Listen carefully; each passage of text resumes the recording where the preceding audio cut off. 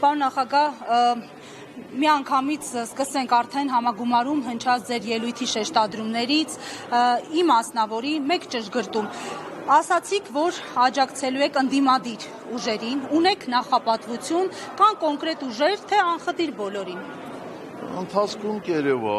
կարևորն է, որ ինչպես ասեցի, մեր կուսակցականները, մեր համակիրները գրեթե բացառապես բոլորը գնալու են ընտրությունների եւ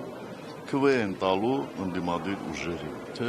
որ ուժերին ընթացքում կտեսնի։ Պարոն Սարգսյան, իշխանականները ասում են, որ Սերժ Սարգսյանը այսպիսով հնարավոր է իր ձայները տա իր իշխանության ժամանակ աշխատակազմի ղեկավար եղած ՀՀԿ ֆրակցիա եղած Կարեն Կարապետյանի որդու Նարեկ Կարապետյանի ուժին, որը առաջադրվելու է այդ տեղով, ուժեղ Հայաստանին կամ ձեր ժամանակ փոխնախարար եղած ՄԻՊ Արման Թաթոյանին։ Կասեք, բացառվում է իրենցից որևէ մեկին ձայներ տալ, թե ոչ, կստակեցնենք այս հարցը։ Դե ինչպես միշտ իշխանության ներկայացուցիչները այդպիսի ամբողջական պատկերացում ունեն, այդ ձայները իմ գրպանում չէ, էլի որ հանեմ տամ մեկին։ Քարոզարշավի ընթացքում կարծում եմ մերոնք կողմնորոշվեն։ Եթե լրացուցիչ հայտարարության անհրաժեշտություն լինի, ես անպայման այդպիսի հայտարարություն կանեմ։ Բայց չեմ կարծում, որ դրա անհրաժեշտությունը կլինի։ Պարոն Սարգսյան, տեսեք, Պարոն նախագահ, քանի որ դուք ձեր ելույթի ընթացքում էլ հայտարարեցիք, որ ընդդիմությունը պետք է միավորվի եւ հանրապետական ըստ էության չի առաջադրվում, որպեսզի պառակտում չլինի ընդդիմադիր դաշտում, բայց հիմա հստակ չեք հայտարարում, թե կոնկրետ որ ուժին պետք է ընտրի ընդդիմությունը։ Չեք կարծում, որ այդուհանդերձ հիմա պետք է նաեւ հանրությունը իմանա, թե ընդդիմադիր կոնկրետ որ ուժին պետք է ձայն տալ, որ հետո նաև չմեղադրեն, որ Գյումրի երկու սցենարն է իրականացվում։ Մի քիչ խառը ասեցիք, ես մի քիչ ուրիշ կերպ եմ ասել, բայց նորից եմ կրկնում, դա քարոզարշավի ընթացքում կերևա։ Հիմա գիտեք, երբ որ ասում եք, այսպես կասեն, այնպես կասեն, մարդկանց գործն է։ Մեր հասարակության մեջ միշտ էլ եղել է, որ յուրաքանչյուրը կարծիք է հայտնել, մեկը հակադիր կարծիքն է հայտնել, նորմալ է այդ ամենը։ Ու ընդդիմությունը միասնական չեմ կարծում, որ քարոզարշավի փուլում կլինի, բայց գոնե համոզմունք ունեմ, որ ընտրությունների արդյունքում միասնական կլինեն, նույն կետին կխփեն, նույն գործողությունները կանեն։ Պարոն Սարգսյան, տեսեք, ամեն անգամ այս վերջի տարիների ընտրությունների հետ կապված միշտ խոսում է, որ պետք է ընդդիմությունը միավորվի մեկ ճակատով, հանդես գա գուցե մեկ ցուցակով, բայց տեսնում ենք, որ ամեն անգամ չի ստացվում, գնալով օրինակ 21 թվականի համեմատ այս տարի ավելի շատ մանր ուժեր կան ընդդիմադիր իրենց համարող։ Ինչու՞ նախ չի ստացվում ընդդիմադիր ուժերի միավորումը, արդյոք իսկապես ներ ընդդիմադիր ամբիցիաներն են, որ թույլ չեն տալիս, եւ ելի պառակտումը զգացվում է, ելի հիմա հակամարտություն է սկսվել ձեր թիմակիցների եւ Ռոբերտ Քոչարյանի թիմակիցների միջեւ, բայց մի փոքր նյուանս կա, ոչ այդքան ուղիղ ձեր, այլ ձեր փեսայի Միքայել Մինասյանի թիմակիցների ու Քոչարյանի միջեւ այդ բանը, այդ պատերազմը նորից վերսկսվել եւ Մինասյանի թիմակիցների այդ հարցակումները նաեւ ձեզ են վերագրում, նախ սրա մասով ինչ կասեք, դուք կապ ունեք իրենց հետ, կապ չունեք եւ ի վերջո ինչու չեք կարողանում լեզու գտնել Քոչարյանի հետ, կամ ինքը ձեր հետ։ Դեք նախ ես բոլորի հետ կապ ունեմ եւ իմ գործելավոճը մի քիչ ուրիշ է։ Ես որևէ մեկին ոչինչ չեմ պարտադրում։ Իմ գործընկերներին հարցրեք, իրենք կասեն։ Բայց լուր հետևում եք, որը դուք Այո, իհարկե ոչ միայն հետևում եմ, փորձում եմ մի ուղղությամբ տանել,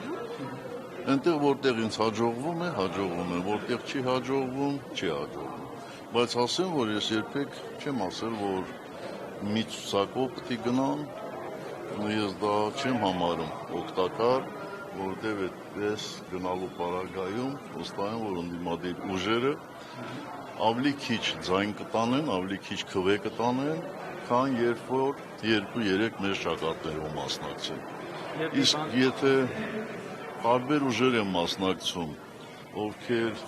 զրո ամբողջով են սկսելու կամ ավարտելու իրենց արշավը եւ ընտրությունների օրը զրո ամբողջ քանի տասորդական Գիտեք, երևի փոր ձեռք բերելու համար է։ Զինվորականները, երբ Դա որ չի վնասում, չի վնասի դաշտին։ իհարկե վնասում է, իհարկե վնասում է, իհարկե վնասում է, բայց ինչ անենք, ինչ անենք, Ձեր հետ են կապում այդ մարդկանց։ դե ինձ հետ գիտեք, սկսած օրենքով գողերից, դուրս եկած տարբեր կուսակցությունների, տարբեր մարդկանցով, ում բարևում եմ, ինձ հետ են կապում։ Դե դա էլ իմ ճակատագիրն է, ես դրան դեմ չեմ, ում ուզում են, թող ինձ հետ կապեն։ Բայց համացանցում չեք տեսել այդ ձայնագրությունները եւ այլն տեսագրությունները, թեև այն ժամանակ ես դեռևս Արցախի ինքնապաշտպանության կոմիտեի նախագահ եւ ոչ թե Հայաստանի պաշտպանության նախարար։ Իսկ երբ որ զինվորականները նորից եմ ասում, գնում են եւ ստորաբաժանումներ են ստուգում, այն սպաները, ովքեր առաջին անգամ են քննությանում մասնակցում, ասում են պրակտիկա ձեռք բերեց, получил практику, գնահատական չեն նշանակում։ Այնպես որ մի քիչ ներողամիտ եղեք։ Քոչարյանին էլ եք ընդդիմադիր համարում եւ ձեր թիմակիցներին կհորդորեք։ Ոնց իհարկե, ընդդիմադիր է, բա ինչ է։ Ձայն տանկամ Սամվել Կարապետյանի կամ Իհարկե, ես շատ-շատերից ավելի եմ ցանկանում, որ Հայաստան դաշինք ոչ միայն հաղթահարի, այլ հեշտությամբ հաղթահարի։ Դա մեր բոլորիս օգուտն է։ Պարոն նախագահ Նիկոլ Փաշինյանն ասում է, եթե ինձ չընտրեք, սեպտեմբերին պատերազմ է լինելու, դուք էլ եք եղել երկրի ղեկավար։ Թշնամին այնքան բարեհամբույր է, որ ասում է, որ օրը որ ժամին է Արցախում գործելու։ Գիտեք, նախ ասեմ, որ բոլոր սոցիոլոգիական հարցումները խոսում են այն մասին, որ մեր բնակչության մեծամասնությունը այն հարցին, թե իշխանափոխության պարագայում ավելանում է պատերազմի վտանգը, թե պակասում, մեծ մասը ասում է պակասում է։ Մի ամբողջական մաս էլ ասում է, որ ոչինչ չի կորում։ Այսինքն նրանք, ովքեր ասում են, որ իշխանափոխության պարագայում պատերազմ կլինի, փոքրամասնություն են մեր հասարակության մեջ։ Շանտաժ է դա։ Գիտեք, այս մարդկանց գործելակերպը ինչ վատ բարկա կարող եք բնութագրել։ Շանտաժ է, զրպարտություն է, սուտ է։ Ես ասեցի, չէ, այս մարդկանց ամենաուժեղ կողմը ամոթ չունենալն է։ Իսկ եթե մարդ ամոթ չունի, նշանակում է ներքին արգելակներ չունի։ Իսկ եթե ներքին արգելակներ չունի, լեզուն առաջ անգնում էլի։ Ինֆորմացիան որտեղից իրեն ուղղակի, որովհետև հենց սեպտեմբերին։ Իրան։ Դե երևի իրանց գործընկերները ասել են։ Պարոն Սարգսյան, ըստ Կամ էլ սեպտեմբերից իրանց հասկովախեցել է, որտեղ առաջ փոխորան սեպտեմբերին ասել։ Պարոն Սարգսյան, ըստ էության Հանրապետական կուսակցությունը առաջին անգամ է, որ չի մասնակցում ընտրություններին, պատասխանել։ Այո, առաջին անգամ, բայց պետք է ասեմ, որ 18 թվականին ես առանձնապես հակված չեմ եղել մասնակցելու ընտրություններին, բայց գործադիր մարմնի անդամները ինձ համոզեցին։ 21 թվականին էլ ես կողմնակից չեմ եղել ընտրություններին մասնակցել, բայց ոչ միայն մեր ուժի, այլ ընդհանրապես ընդդիմադիր ուժերի կողմից մասնակցությանն են դեմ եղել, որտեղ ասել են, որ մենք գնալու ենք ընտրությունների, ցավոք սրտի Հայաստանի կառավարիչը հաղթելու է եւ միջազգային հանրությունը շատ տևական ժամանակ մեղադրելու է մեր ամբողջ ժողովրդին։ Ասելու են ձեր ժողովուրդն է ընտրել, ուրեմն գնացեք համակերպեք։ Այնպես որ առաջին անգամ չէ, որ մենք այսպես տատանվում ենք նոր որոշում կայացնում։ Պարոն Սարգսյան, այնուամենայնիվ Հայաստանը 10 տարի ղեկավարած Հանրապետականին ինչու չհաջողվեց 10 տարի ղեկավարած Հանրապետական կուսակցությանը նկատի։ Հանրապետական կուսակցությունը Ես մեր անկախության առաջին իսկ օրվանից մաս է կազմել իշխանությանը 2000 թվականից ամբողջովին սատարել է հանրապետության Ես նախագահի ուղիղ նկատի կներեք, ես մի քիչ երևի լավ չձևակերպեցի հենց ձեր ղեկավարած ձեր առաջնորդած հանրապետական կուսակցությունը, որը 10 տարի իշխանություն է ներկայում, ինչու չհաջողվեց միավորվել ընդդիմադիր դաշտի, այսպես ասեմ, առաջատար դեմքերի հետ ընդդիմադիրների, խնդրում եմ մի քիչ ավելի մանրամասն ասել, արդյոք այս ամիսների ընթացքում բանակցություններ եղել են ընդդիմադիր դաշտի ներկայացուցիչների առաջնորդների հետ եւ եթե եղել են, պարոն Սարգսյան, վերջո ինչն է խոչընդոտում միավորվելուն ու միասնաբար Նիկոլ Փաշինյանին տուն ուղարկելու համար, այդ որն է այդ գլխավոր խոչընդոտը, որ չի հաջողվում միավորվել եւ ձեր բանակցությունների մասին եթե եղել են, խնդրում եմ ասել։ Պաշտոնական բանակցություններ չեն եղել, ներկողմից մշտապես եղել են հրապարակային առաջարկություններ, բայց ինքներդ տեսակ համոզվեցիք, թե օրինակ գործող վարչապետին անվստահության հայտնելու process-ը ինչքան երկարաձգվեց, ինչպես եղավ մինչև հիմա մնում է, բայց կարծում եմ, որ նաև ընդդիմության մի մասն է, այսպես ասեմ, ուշադիր լսել իշխանություններին, համոզվել, որ մեր ժողովուրդը կատեգորիկ դեմ է նախկիններին, առաջին հերթին մեզ, միգուցե դրա համար իրանք խուսափել են գնալ պայքարի։ Կարող է իրենք այլ հաշվարկներ ունեն, կարող է իրենց թվում է, թե ընտրություններում կարող են հաղթել եւ այդ ճանապարհը իրանց համար ավելի նախընտրելի է, որտեղ ամենասահմանադրական եղանակը